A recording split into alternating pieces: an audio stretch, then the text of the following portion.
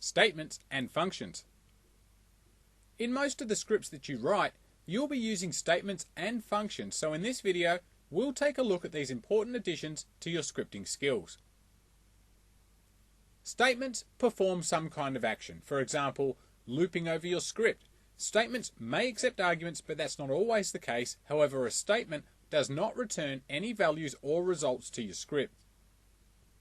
A function is very similar to a statement in that it can also perform some kind of action.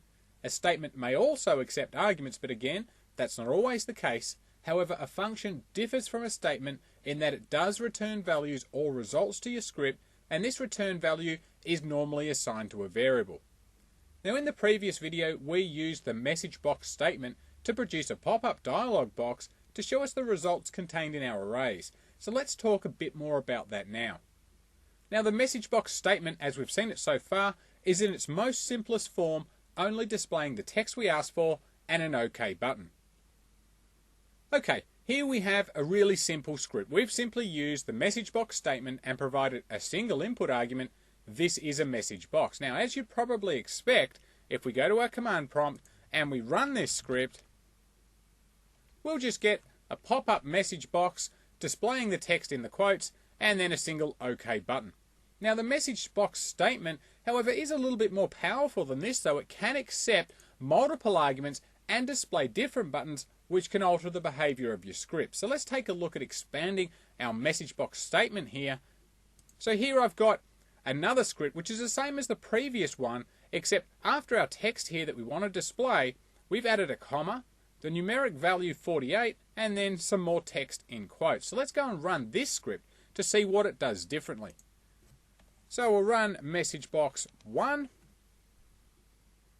Okay, this time we have two differences in our message box. Firstly, we have this icon here appearing in the body of the message box window, and we have some text here in our title bar. Now, if we go back to our script, the icon appeared since we chose to type in the value of 48 in our script. When you use the message box statement, it can accept multiple arguments. The first will be the text in the body of the message box window. The second will display the icon we just saw, and the third will be used to display any title bar text. Now, remember that I said a message box could also display different buttons which can alter the behavior of your scripts? Well, it's true, but this is the job of the message box function, not the message box statement. Now, the main difference between the message box statement and the message box function is that the function will have its values enclosed in parentheses or brackets, if you will. Okay, so here we've got an example of a message box function. Now, the first thing we've done here is to declare a new variable which I've just called myBox. Now, in our second line here, we've assigned the value of the message box function to our variable, and that'll be used to store whatever button the user clicks. Now, here notice that this time our text appears in parentheses, and I've included the value of 3 here. This 3 simply means to display a message box that contains 3 buttons: yes, no, and cancel.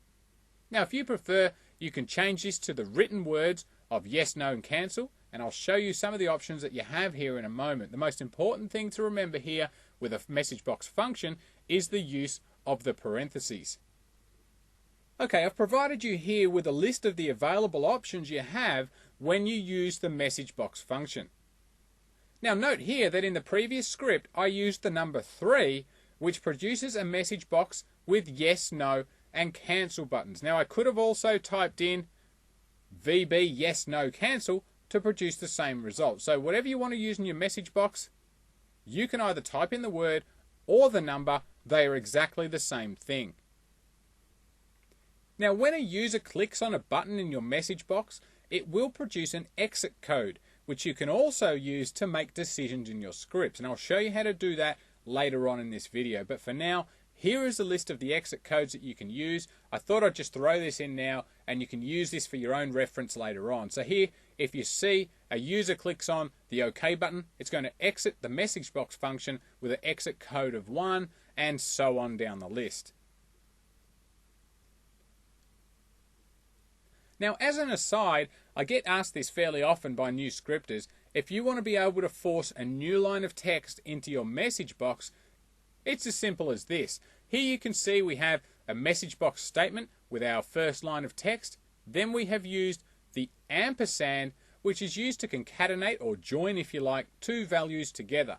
So the next value we are using is the VB carriage return line feed statement, which is how we scriptomatically force a carriage return or a new line if you prefer. And next, we've also added the text that we want to appear on the new line. So if we go back to our command prompt and we'll run this script here, you can see the result is 2 lines of text, each on their own line. Okay, now I told you that I would show you how to use the message box function to make decisions in your scripts, and here's how we'll do it. So at the top here, I've declared a variable which I've simply called choice. Next, we've used the message box function to display a message box with yes and no buttons. And as you can see here, I've used the VB yes no constant rather than the value of 4, which would have done exactly the same thing. Now on the next line here, we've used an if statement, and we will cover this in more detail in a later video, but we've used this statement to help us to decide which button was clicked. So if the button clicked was yes, then we'll display this line here. And if it's not the yes button that we click, then obviously we click the other button, and so we'll be displaying the no message. And finally, we're just going to end our statement. So let's go and run our script. We'll go to our command prompt and we'll run message box 4. Okay, we've displayed our message box asking us if we want to continue, and our choices are yes and no. So let's click yes, and we're told in fact that we did click the yes button. Alright, well we'll click on OK, and I'm going to run this script one more time, and this time we'll click no, and again our script knows which button we clicked. So as you might appreciate, using this type of smart message box can give you a lot of flexibility, especially when you're writing scripts where you'd like the user to guide the direction of the script by making decisions. And speaking of decisions, there is another type of dialog box that you can also use to add further power to your scripts, and that's the input box. And we have actually seen this in an earlier video, but we'll just touch on this again now. Alright, at the top here we've declared a couple of variables here, and just like our message box function we saw earlier, we've used the input box function to ask the question, what's the host name of this server? Now the input box function, of course, will display a dialog box where a user can directly type in a value into our script, which we can use later on. Then this value is going to be assigned to our hostname variable. Now since this line here doesn't actually fit across our screen, you can see here this is all actually one line, these 2 lines here. At the end of our line here, I've used the underscore character, and that simply tells VB that our line of code still continues here on the next line. Now finally down the bottom here you can see we've used the same script as we saw earlier with our message box function. Alright, well let's run it. We'll go to our command prompt and we'll run input.vbs. Alright, now we're asked firstly to provide the host name of our server. So it doesn't really matter what I type in here, so I'm just going to call my one server, and we'll go and click on OK. Alright, now we're told that we typed in the name server and we're asked if it's correct. Now this part here is the same as our previous script, so again we can click yes, and we can see that our script correctly identified what we clicked. So there's another example of how we can use our message box and input box functions to add further flexibility and power to our scripts. Okay, well let's move on and we'll take a quick look at some of the other functions that are available with VBScript. Now I'm not about to bore you with a long-winded explanation of all of these in this list here. I'll simply point out some of the most common ones, and the rest I've just provided for your reference, since a lot of these you won't use very often, if at all. Others in these lists we'll be using in later videos. Alright, well here I have a list of the date functions. Now for the most part, for a quick script, you probably won't bother with any date functions. But if you're using a script to back up data, or write out some information to a file where you'd like a record of where it was written, the date function will capture a record of when you ran the script, and that can be really useful. In fact, the date, time, and now functions will produce a current value. Date simply just produces the date, time shows the current time, and now will show both the current date and the current time. The isDate function will take a variable and return true if VBScript can interpret that variable to be a date. And that can be useful if you're asking for user input to enter in the date, or perhaps you're parsing a log file and you want to search it for a particular date. Now next we have the year, month, day, weekday, hour, minute, and second functions, and all of these are going to return the current year, month, date, weekday, and so on. Now next we have date and time serial, which returns the internal serial number that VBScript uses to represent the date and time, and date and time value simply returns the current date and time. Month name and weekday name accept a date for their input and return the month or weekday name that corresponds to the date. Date diff shows the difference between two dates, and you can choose how you want that output to be displayed, such as in hours, minutes, and seconds. We have date add, which allows you to add or subtract days, hours, minutes, and so on to an existing date.